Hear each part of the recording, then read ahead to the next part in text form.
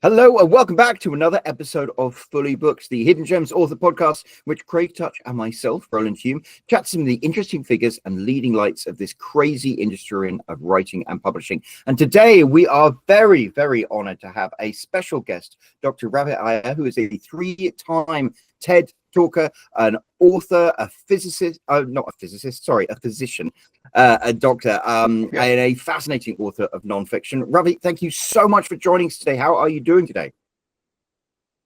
I'm doing good. Thank you. Thank you for having us. It's a wonderful afternoon to talk. It is. I'm very excited to hear what you have to say. But we wouldn't be here without the man himself, Craig Touch, the owner and founder of Hidden Gems and an author himself. How are you doing today, Craig? Doing great. Thanks, Roland, and thanks for joining us, Dr. Iyer. We were interested to talk about your sort of views on writing and publishing, because not only have you written books yourself, but as Roland mentioned, you give talks to people, not just authors, but TED Talks and stuff like that, about helping high achievers sharpen their focus and elevate their decision making and maximizing leadership. But and some of those things are for high power CEOs and stuff.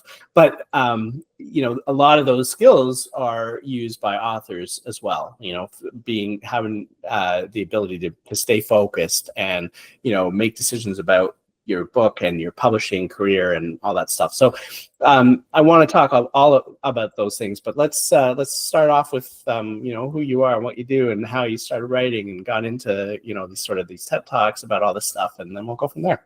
So right at the beginning, before we started, you kind of gave me the guidelines and framework of the purpose of today's conversation. So I don't want to go too far into the background story of how I started writing and all that, but the way I look at writing for a purpose is the same way I look at doing a TED Talk.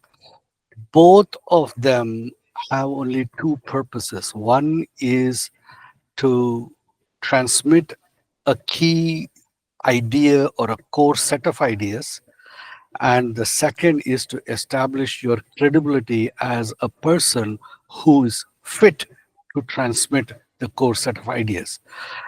When you give a TEDx talk, it does both in that sense. When you write a book, it does that for that sense. So as long as you understand the purpose of writing, and for that I'm talking for nonfiction genre. These rules don't apply universally across different genres. For example, a children's book genre is different, a fiction genre is different. Those are talks for that. A fiction genre is like a comedy club. You are seeking to entertain. You're not seeking to instruct or elevate. You're seeking to entertain and amuse and distract to some extent. A children, you seek to entertain, and instruction is an undertone. So from a nonfiction writer, what I do is I like to write, and I don't wait for the inspiration to strike. I will take a sheet of paper, or rather, I'll sit in front of my word processor and I'll start typing thoughts. And sometimes it's stream of consciousness dump into the page, and then I'll leave it sometimes, and I'll come back to it a day later, and then I'll cut and paste and shuffle it around. The way I look at a book is, if you write an essay of 3,000 to 5,000 words, you have written a chapter. If you write 9 to 10 such essays, you have written a book. Once you have 9 to 10 essays, the difference between discrete 10 essays standalone is that 10 essays don't have any unifying theme, whereas in a book, the 10 chapters have a unifying theme. They have definite transition points, and you know how to string one chapter to segue into the next. That is the only distinction between writing 10 standalone essays and 10 chapters that form a book. So it took me a while to comprehend that, but once I understood that, writing became very easy, and then I could churn out books roughly at a rate of one every 60 to 90 days, it becomes easy. Then the second thing I do for writing is I try to figure out who I'm speaking to and who I'm speaking as. And there are only three persona that I speak as. I speak as a sage, a Sherpa, or a struggler. As a sage, I'm an expert expounding on some hard-won knowledge. As a Sherpa, I'm more like a guide walking with my protagonist through a path towards a goal. And as a struggler, I'm talking about my own struggle, seeking to adhere, to find some kind of elaborative clarity along the path. So that's the persona with which I write. And then depending on the persona, I decide on who I'm speaking to.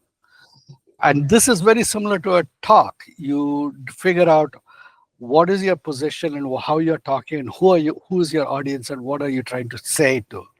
Then once you have assigned these roles to yourself and to your audience, then you start saying, okay, how do I present my information? And in this, I play two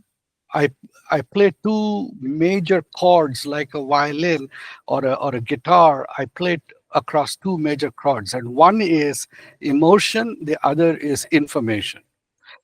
So our brain has two major sections. We have a neocortex, which is our intellectual part, which we use to analyze data, which we use to make strategies, to conduct plans, and to execute our goals. But deep within the brain, in a portion of the brain called the amygdala, which is a primitive part of the brain, is where we truly live, and that is the seat of all our emotions. That is the amygdala is where we experience fear, rage, lust, love, affection, tribalism, us, them, territoriality. All these emotions that are the core of our being reside in the amygdala. Now, the thing is, people make decisions about their life based on their amygdala. They don't make decisions based on their intellect. So the first thing you lead in a talk or you lead in a book is you lead with an emotional story. Now, the story can be presented as a challenge, as a question, or as an emotional event that causes people to move.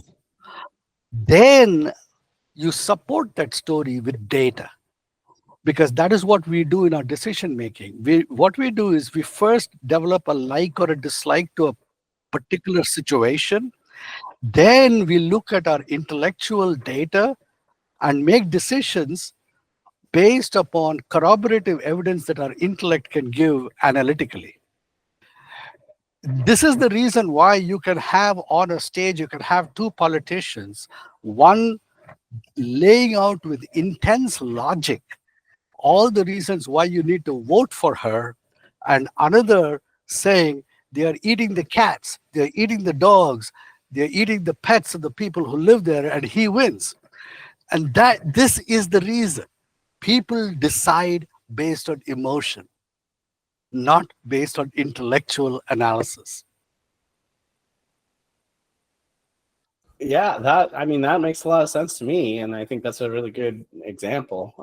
We all know A what little you're referring to. little polarizing example, but it is the best example that I can pull out from contemporary experience that illustrates this fundamental principle of how we live and may decide. Yeah. And there's nothing good or bad about it. That's the mechanism that we all are hardwired into. And so I'm not being moralistic about it. I'm just saying that this is how we decide.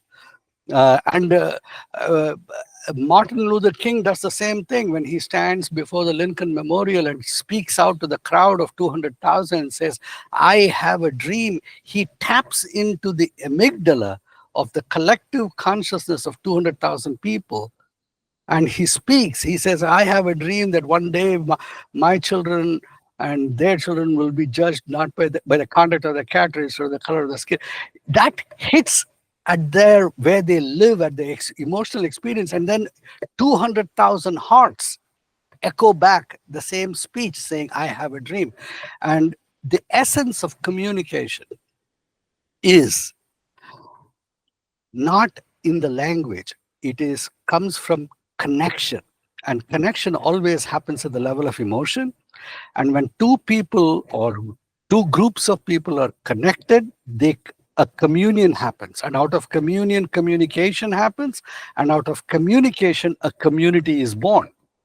So if you're an author, the first thing you need to do before you write a book, during you writing a book, and after you write a book is create community at every point. And you do this by communication. Whenever you have a book launch, what is it that you're doing? You're posting about it. You're setting excerpts about it. You're creating a community. You're creating connection to your book such that when the book actually comes, you already have a pre-made group willing to actually invest in that book. The same with a talk. I did that for my TEDx talk. My first TEDx talk, Gary, I gave it in October of 2024. It racked up 2.2 million views in 4 months. Became the third most watched talk that was released in 2024. And the way I did it was when I got news that I was selected to give that talk 90 days before I gave it. So I started posting. I started writing about my preparation. I started building my community. And these posts would go out every 2 weeks to my audience of 5,000 patients, my high school alumnus organization, and so on and so forth, until finally, when I actually gave the talk and I posted it, they all shared and reshared it and drove it to 2.2 million. But the community was already prepared through connection and communication to be ready for it. The same thing needs to be done in a book. A book writing, a lot of authors write the book and then figure out how they're going to actually sell it, how they're actually going to spread it. No, you start talking about your book right when you got the first line and you start writing. When you write a chapter, you take an excerpt out of that chapter, post it up with a picture of some kind, and say book coming out soon, sometime. It doesn't matter when it's coming out. Sometimes I'll just say a book is coming out this summer. It may not come out this summer, but we'll talk about it when summer rolls around. Yeah, and I think that works well for nonfiction. Like you said, fiction writers, especially if you're a first-time fiction writer, you might not have any sort of audience to talk about, about your upcoming book. Although, you could get out there in other ways, but it's harder. But if you are somebody in the industry that you're going to write a book about, you likely do have those connections, whether it's, a mailing list of your patients, or maybe it's your LinkedIn connections, or maybe it's your the people that you work with. And so that makes a lot of sense. I think I'm sure that your TED Talk was probably really good, which is another reason why it got 2.2 million. I'm sure it has that other stuff helped for sure, but I think you probably would have done really well even without that. You can't skip that part. No, it is true. It was good. My second one was equally good. It just crossed 1.1 million in 10 days. So, but it also helps the fact that my second talk got shared to 300 million students spread out over 25 countries by the principal of my high school, because my second one talks about how to help kids overcome social media addiction. So topicality, relevance, delivery, all of that matters. You need to have, a great spaghetti is not just the noodles. So everything has to be good. Yeah. You need this. You need the sauce. You need the sauce, meatball, everything. Yeah. So when you're deciding to write the next book, how do you determine what topic you want to focus on? Right now, I have the outlines of 3 books, and I'm dabbling in all three.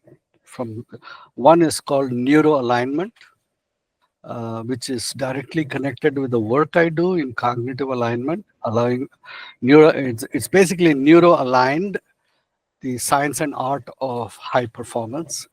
And so the other is my third TEDx talk got banned by TED on the grounds that I was doing too many TED talks. So I told them, up yours, and thank you very much, and uh, published my TED talk out of my practice videos, which they had no license over, and is getting views. So the second book is called Cancel Culture: How to Build Your Uncancelable Self. And that is my second book that comes out of that.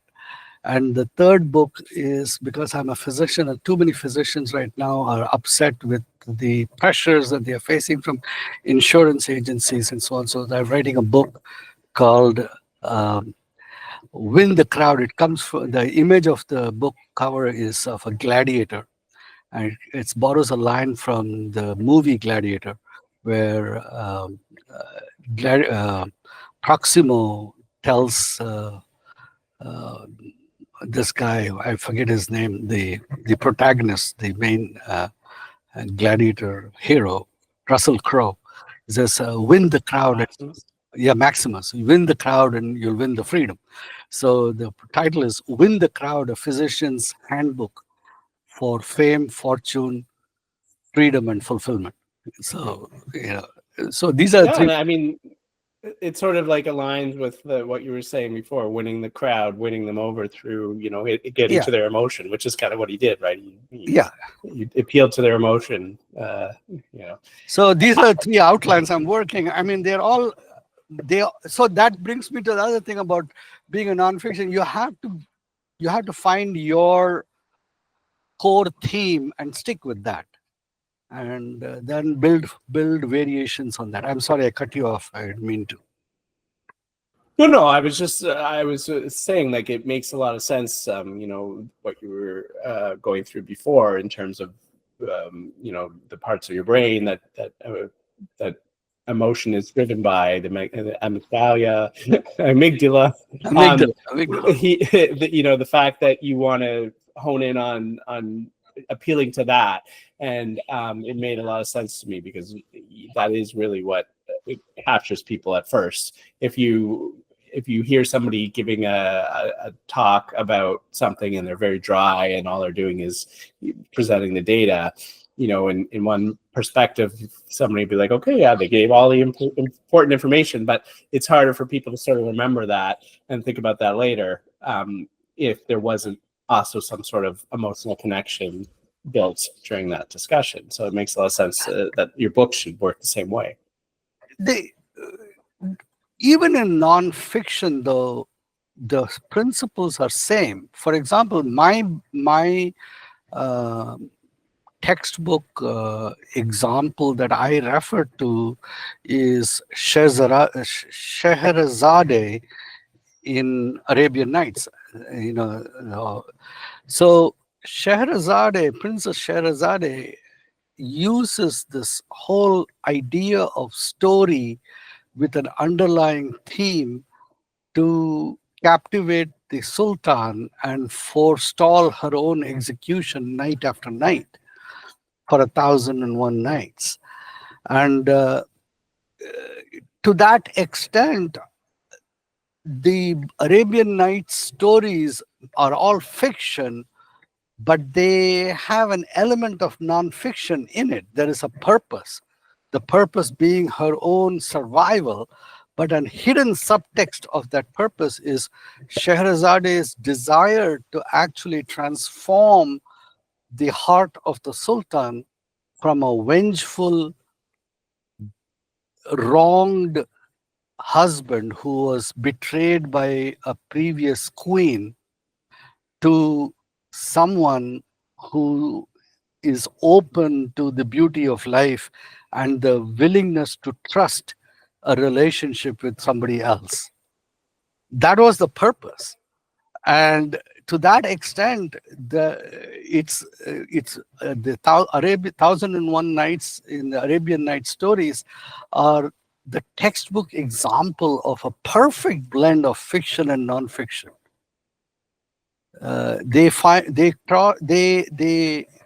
have that fine line where there is a nonfiction subtext to a fictional method, and it is really, really beautiful to watch that and to study that from that as an author, as a writer, or a student of writing, to actually study the Thousand and One Nights.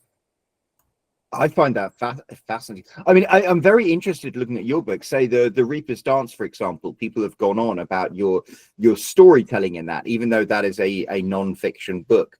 When the definition of a story, when you define a story as making somebody feel one emotion and then taking them on a journey to feel another emotion, and then you can absolutely, storytelling you can do in a non-fiction setting exactly as you've done by, as you say, triggering those emotions, and that's what really brings people in. Yeah, I use the power of story very, very, very powerful. It's by far the most powerfully used book that I have written so far. There is one passage in chapter 4 that I can recite from memory, and I'll recite it very quickly here. It will take you exactly 3 minutes. The nurse steps in to the room in ICU, room number 6. The occupant is lying there in bed. You can barely notice her. She's somewhere buried beneath the IV lines and the tangled maze of ICU ventilator tubing. The room is filled with the hiss of the ventilator motor. An iPhone plays a soft playlist through a Bluetooth speaker on the window ledge, but the woman in ICU bed number 6 does not notice it. She is sedated, deep under a propofol-induced coma, unaware of the disease that has ravaged her body, that is ravaging her body. Now, only the relentless beat of the ICU ventilator motor and the cocktail of drugs dripping through her veins is forcing her life force to remain a reluctant tenant in a body fast approaching the point of becoming a dwelling incompatible with life. I have been this woman's doctor for many years. She followed all my instructions to a T. She, her husband, and her 2 children masked, stayed away from crowds, washed hands, followed every instruction. Too bad her neighbors did not. Too bad the folks in her friend list did not. Somewhere out there, someone felt that their breath of maskless fresh air was more important than this woman's. And so now, this woman, beautiful mother of 42 years, will have to give up her right to all her breaths. A husband of 48 will have to say goodbye to his wife through a cell phone video. And a teenage son and daughter will live to become adults without experiencing the breath of a mother fanning their cheeks. That was chapter number 4. And I mean, that's incredible. That was a very captivating thing that you got there. It was all factual, but that is you caught us with emotion. Yeah, yes, that is factual. Yeah, so you can write powerful stories inside nonfiction. especially when you are as a physician, you're privileged to have a ringside seat to the drama of life. I have the privilege of being at their people's bedsides from birth to death, so I get to see people in a way that other people don't. So if someone who has that kind of a privilege is also gifted with the ability to articulate that, you have a very powerful, unstoppable combination. Yeah, I think it's great that, you know, you're able to put that kind of a story into a nonfiction, because I think when a lot of people think about nonfiction, they don't really think about that kind of a storytelling in it. I mean, if you're writing a biography or something like that, maybe, but in a story about COVID, you know, you don't necessarily, you almost expect to hear facts and more dry kind of anecdotes than something like that really paints a picture and gives people sort of that emotion and tells and sort of explains why, you know, these things were important and look at the cost of not following them.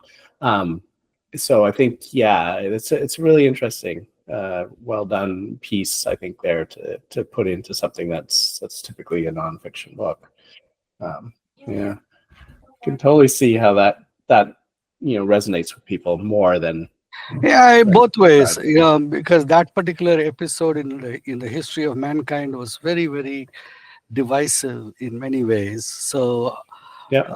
So I was taking a big risk by going that route, but at an emotional level and at a fundamental personal level, I had to stay true to what I saw. And so that's the other aspect of writing nonfiction, is your authenticity. You cannot pander to your audience, even though, especially when you're dealing with controversial topics. You'll have to take a stand and you'll have to take a position. So, for example, that particular book dealt with a very bad controversy, and I took to task the administration, but I also very equally vociferously praised the speed with which the administration was successful in bringing out a vaccine. So, yeah, at one point I called the uh, commander-in-chief of of America, who was the commander-in-chief at that time.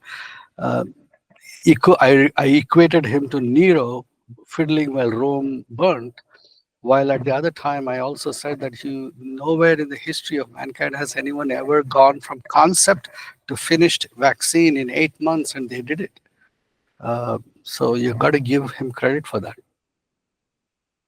Yeah.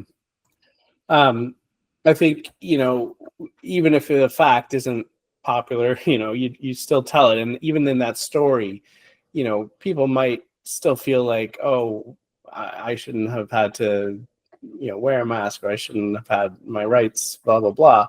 But that doesn't change the fact of the story, right? I mean, you still had somebody dying and they still caught it from somebody who wasn't taking those precautions, right? So, you know, people might not like hearing it, but it's still a truth, you know. And I think you're right.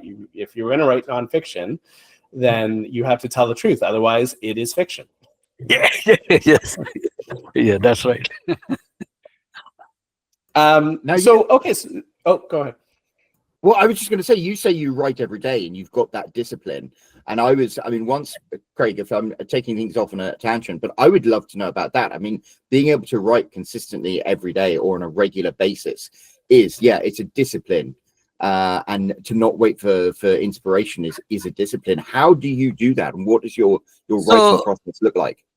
Yeah, so the biggest obstacle to writing every day is the perfection mentality of being actually wanting to write well. I'm not interested in writing well. I'm interested in generating words on paper. Then I treat words on paper like lumps of clay that I will come back to and shape later. But first I got to get the clay on the platform. So most people are so interested in getting the clay in the form of Michelangelo that they don't even get to even touch the marble. So that's what I'm trying to say is you write something, write a page and walk away. And I have tons of pages of material that I will never use, but that is not the purpose of my writing, because out of every 100 pages I write, 10 pages will make it. So that's the whole point. But I will never get those 10 pages until I write those 100. So it is a necessary work that you have to do. You write. Sometimes makes sense. Sometimes it's disjointed. Sometimes the two sentences, you're talking one thing in one para, another thing in another para. Just write something and then move on, and then come back to what you wrote a week later and say, okay, now let me see where this fits. That's what I do. So it's more like wordsmithing and word sculpting and chapter sculpting back and forth. And this is the reason why I can write 3 books simultaneously, because I'll cycle from one to the other and I'll play around with things. And it's like sitting on a room with a room full of words. To me are like Lego bricks, and I'll put them together, and I will not with too much concern about the final shape, and the shape evolves over time. That's very interesting. I know, was it Neil Gaiman who, oh no, it was Jordan Peele, who said, like, when you write your first draft, you're just shoveling sand into a sandbox, and then you've got to build something from it. Yeah, so, yeah.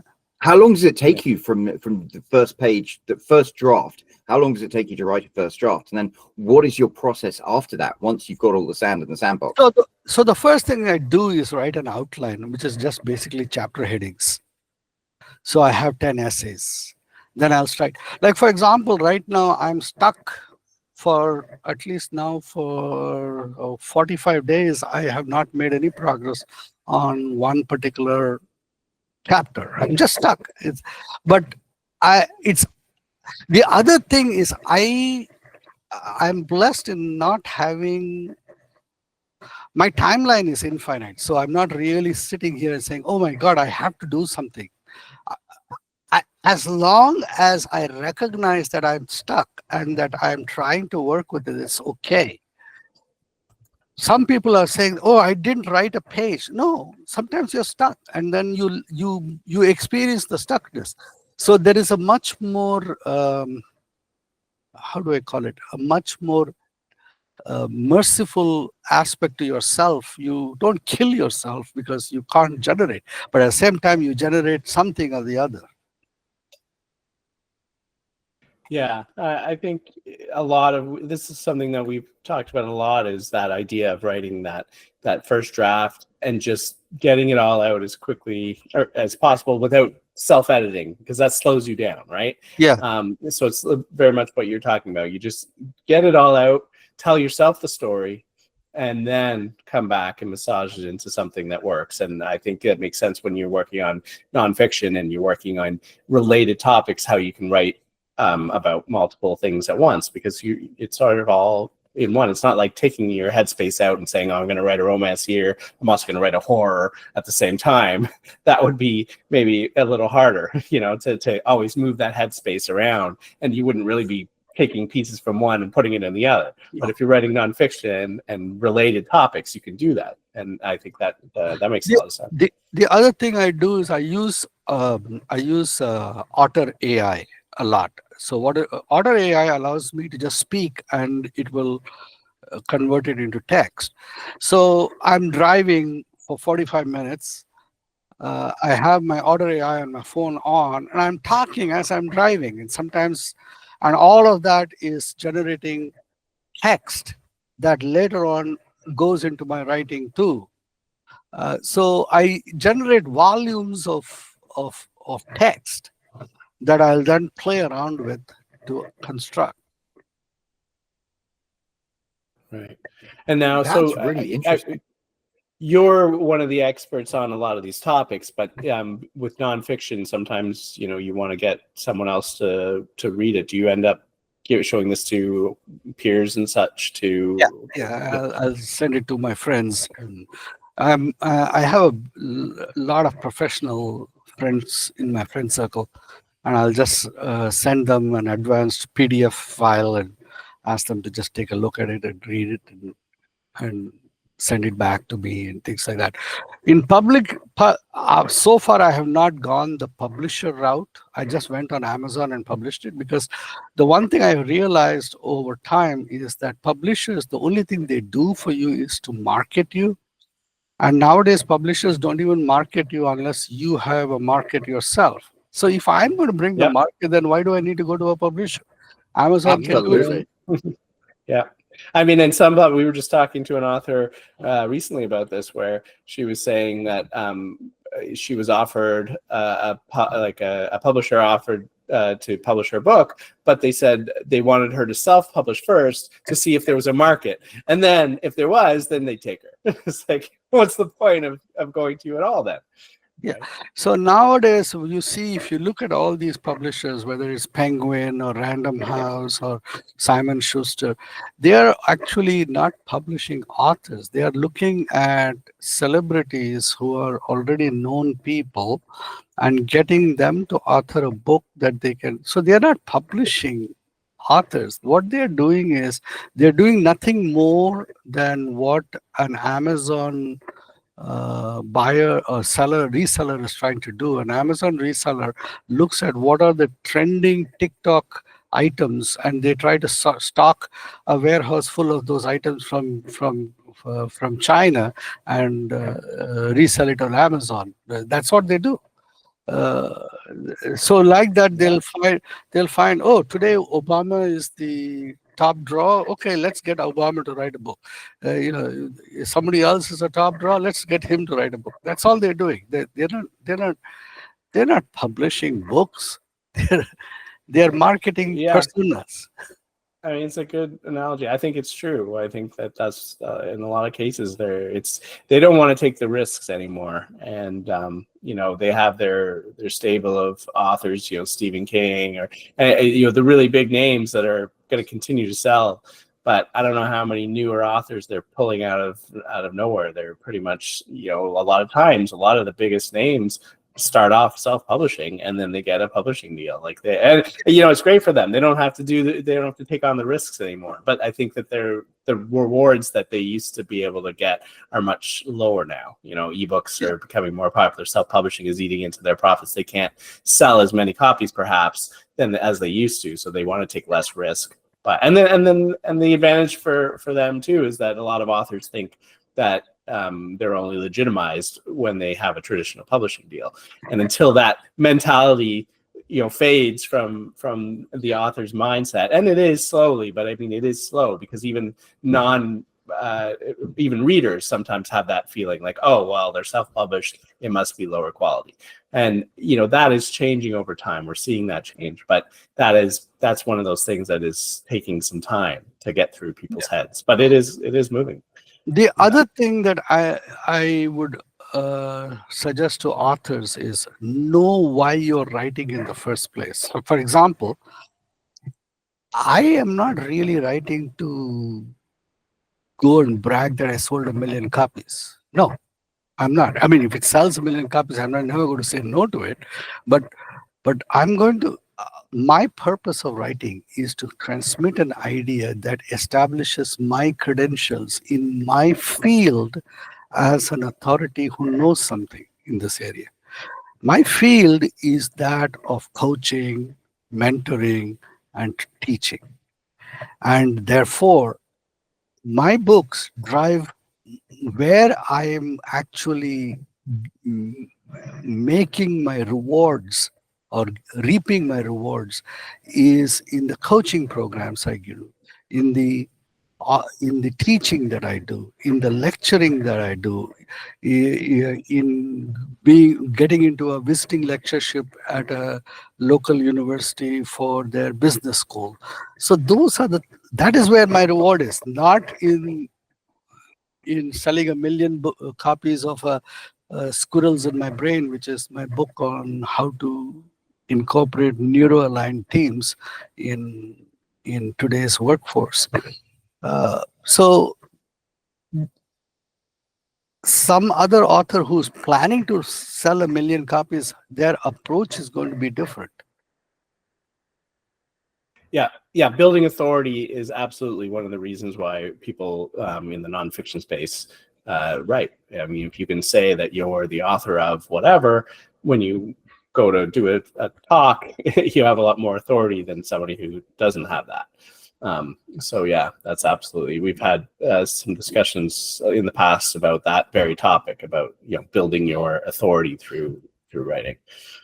So yeah, that makes a lot of sense. And you're right. It's not necessarily about how many copies you sell then, right? Just the idea that you've written the book on the topic. That's how people can even introduce you sometimes. Oh, here comes this person who's literally written the book about this topic, right? It doesn't matter if it only sold one copy.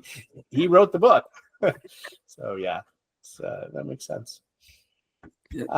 So what, so you have those three now, and you have, that you're working on, you have the other ones.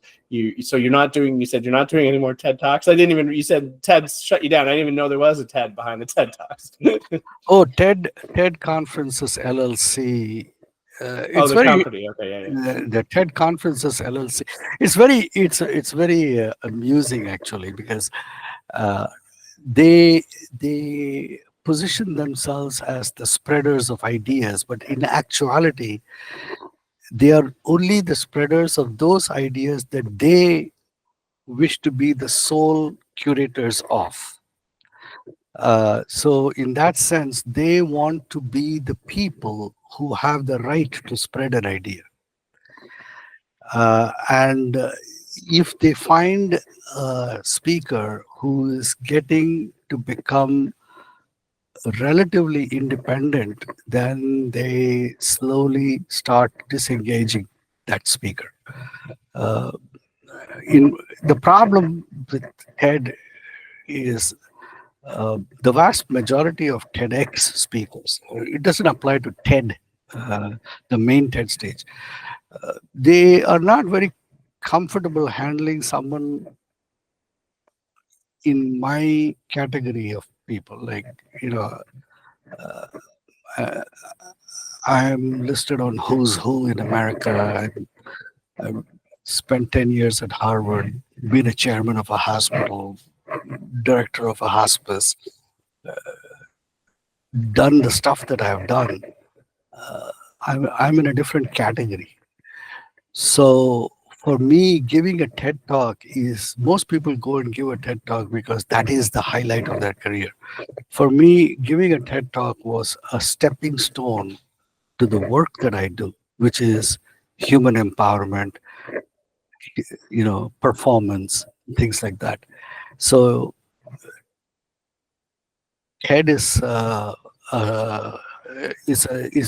comma in the chapter of my book. That's really That makes interesting sense. that you say that. Yeah, because but my final question, because unfortunately we're running out of time. We're nearly at the top of the hour. My final question, I want to kind of bridge the gap between TED and your writing. I mean, to do a TED talk and to write a book and to write things, they must have similar skills to engage people. What tips do you have for people writing things or saying things to grab people's attention? When you are speaking, you have exactly 15 to 20 seconds, maybe 30 seconds at the most, to win the audience.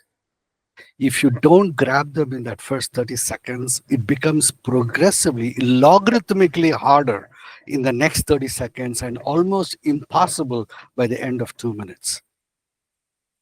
So you really have to come in with so a speech is your entire book condensed. So in a book, you have the first 2 pages to grab them. Especially if you're a nonfiction book, you've got to grab them at the first 2 pages. So both the speech and the book have the similarity in your ability to to bury the hook into your reader or your listener. And then from then on, how you play becomes a game. You can lose them further down by diverting yourself into bylanes, or you can keep engaging and playing. And for that, you have to move up and down. It's like a harmonic. You build up the suspense, then you let it drop, and then you build up, you weave in some facts, and you have to give them some pause to assimilate. Like, for example, if you hit them hard with emotion, you'll shut them down. You can't do that. If you give something really hard with emotion, you gotta give them a space to catch their breath, to savor the emotion. Otherwise, it's like too much wasabi up your nose. What a brilliant metaphor. I like that. Too much wasabi up the nose.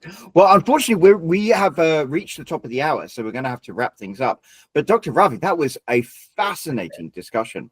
Before I ask you to share where people can find your books, where people can find your talks, and more about you, Craig, do you have any final questions? No, I agree. This has been fascinating. I've learned a lot, and I'm sure everyone else has as well. So thanks for coming on. I'm going to actually check out your TEDx talk on intentional focus. Yeah, good luck with the books, and thanks again for joining us today. Yeah, all my talks, everything is available on my website. It's www.d as in David, R as in Robert, IYER.com, driyer.com. So just go there. It's right there on the first page. So you can click and see and watch it and enjoy it to whatever extent you wish to. And anyone who wants to reach me can get me through that. You can shoot me an email. The email is right at the top header of the page. It's right there for people to shoot me. I personally respond to all my emails. There is no AI bot, no virtual assistant handling my things. And if you want to talk to me for free, there's nothing. Just book a 30-minute call and I'll be happy to talk to you. And even if nothing comes of it, I would still enjoy the talk. That is wonderful. Well, we will make sure to put a link to your website down in the description below. So if you have enjoyed everything that Dr. Ravi has had to say today, and there's a lot that I've taken away from this, then be sure to scroll down there, click on that link, and check out his books, check out his TED Talks, and everything like that. And while you're down there, you will go past that big empty comment section. Why don't you leave Dr. Ravi a comment and let him know how much you appreciated everything that he has shared with us today?